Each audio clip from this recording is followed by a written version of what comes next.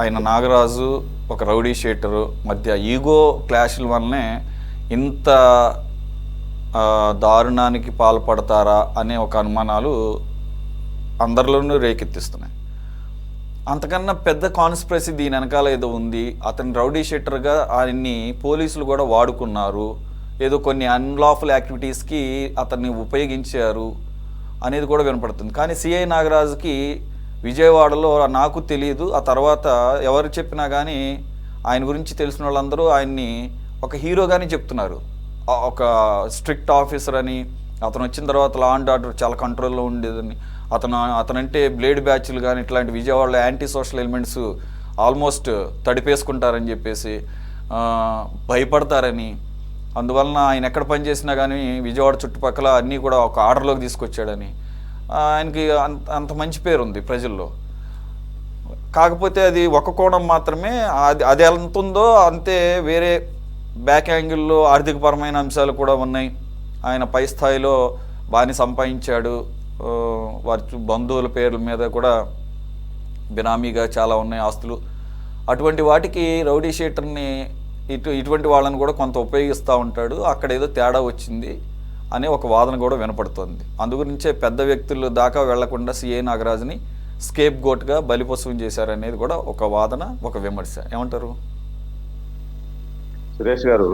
ఈ విషయంలో ఒక పోలీస్ అధికారి చాలా స్ట్రిక్ట్గా ఉంటే అక్కడ రాజకీయ నాయకులు కానీ, రౌడీ షీటర్లు కానీ, సంఘ విద్రోహ శక్తులు కానీ తోక ముడుస్తారు అనే దానికి నిదర్శనం ఏమంటే, పెద్దలు తులసిరెడ్డి గారికి బాగా తెలుసు నాకంటే కూడా, ఉమేష్ చంద్ర ఐపీఎస్ కడప జిల్లా ఎస్పీగా ఉండేటువంటి సందర్భంలో అక్కడ ఆకలి తీరిన రాజకీయ నాయకులందరూ కూడా పంచిలు తడుపుకున్నటువంటి సందర్భాలు కూడా చూసాం. ఆయన్ను మారిస్తే అక్కడ ఉన్నటువంటి రాజకీయ పార్టీలను పక్కన పెట్టి సాధారణ ప్రజానీకం అంతా కూడా ఆయన్ను ట్రాన్స్ఫర్ చేయకూడదు అని చెప్పి రోడ్ల మీదకి వచ్చి రాస్తారోకులు, ధర్నాలు చేసినటువంటి సందర్భాలు కూడా చూసాం. ఆయన ఇప్పుడు ఎంపీగా ఉన్నాడు ఒక అతను, retired SP IAS officer Krishnamurthy ఎవరో ఒక. ఇలా కొంతమంది ఐపీఎస్ ఆఫీసర్లు, కొంతమంది సిఐలు, కొంతమంది ఎస్ఐలు, అంటే నిబద్ధతగా పనిచేసినటువంటి వారి కోసం ప్రజలు స్వచ్ఛందంగా వచ్చి అపోజ్ చేసినటువంటి సందర్భాలు కూడా మనం చూసాం. అదే కోవకు నాగరాజు గారు కూడా మొన్న నాగరాజు గారిని సస్పెండ్ చేసినప్పుడు అక్కడ ఉన్నటువంటి కృష్ణలంకలో ఉన్నటువంటి వాళ్ళందరూ కూడా వచ్చి నిరసన తెలపడం. ఆ నాగరాజు గారు వచ్చిన తర్వాతనే మాకు కృష్ణలంక అనేది ఒక సేఫ్ జోన్గా ఉంది. అంతకు ముందు కృష్ణలంకలో అడుగు పెట్టాలంటే మహిళలు ఇంటికి రావాలన్నా కూడా చాలా ఇబ్బంది పడేటువంటి పరిస్థితి. బ్లేడ్ బ్యాచ్లు ఎప్పుడు వస్తారో, ఎప్పుడు దొంగతనం చేస్తారో, ఎప్పుడు మటర్లు చేస్తారో, ఎప్పుడు మానభంగాలు చేస్తారో తెలియనటువంటి పరిస్థితి.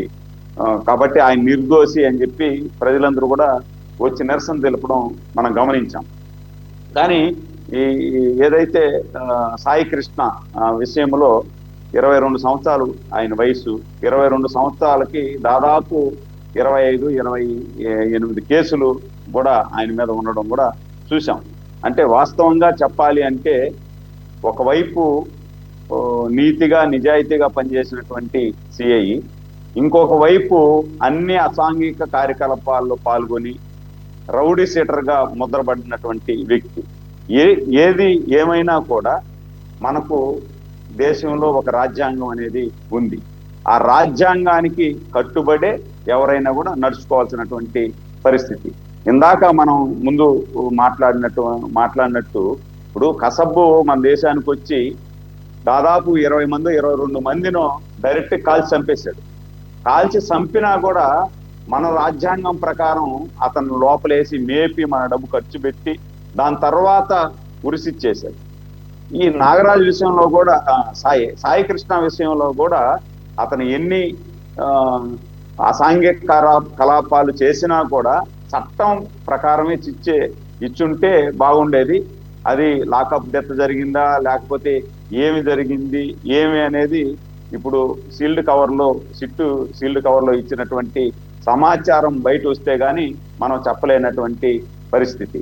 కాబట్టి ఏదైతే సిట్టు ఎన్క్వైరీలో అన్ని కూడా కూలంకుషంగా ఎంక్వైరీ చేసి పారదర్శకంగా ఆ సిట్ ఎంక్వైరీలో రిపోర్ట్ ఇచ్చారనేది అందరి భావం కూడా, అందరిది కానీ సమర్థవంతంగా సిట్ పనిచేసింది అనేది ఖచ్చితంగా రేపు ఎల్లుండో కూడా తేలుతుంది. దీంట్లో ఎవరైనా సరే చట్టాన్ని చేతిలోకి తీసుకొని చట్ట వ్యతిరేక కార్యక్రమాలు చేసిన వారిని కూడా చట్టాన్ని చేతిలోకి తీసుకొని శిక్ష వేయకూడదు. దానికి న్యాయాలు, న్యాయస్థానాలు, కోర్టులు ఇవన్నీ ఉంటాయి కాబట్టి ఆ ద్వారానే శిక్ష పడే విధంగా ఈ భారతదేశంలో ఒక చట్టం అనేది ఉంది. దాని ప్రకారం ఉంటేనే బాగుంటుంది.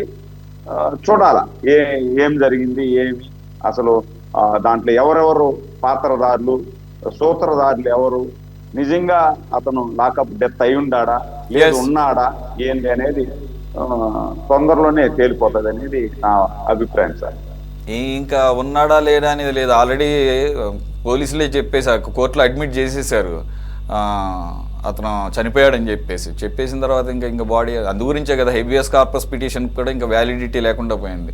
బాడీని ప్రజెంట్ చేయడం అనేదే కదా కోర్టు ముందు ప్రవేశపెట్టడం అనేది బాడీ దాన్ని ఏమంటారు హెబియస్ కార్పస్ పిటిషన్ యొక్క మూల సూత్రం.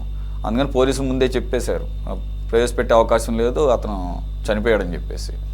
సో ఎనీవే మణిధన్ గారు,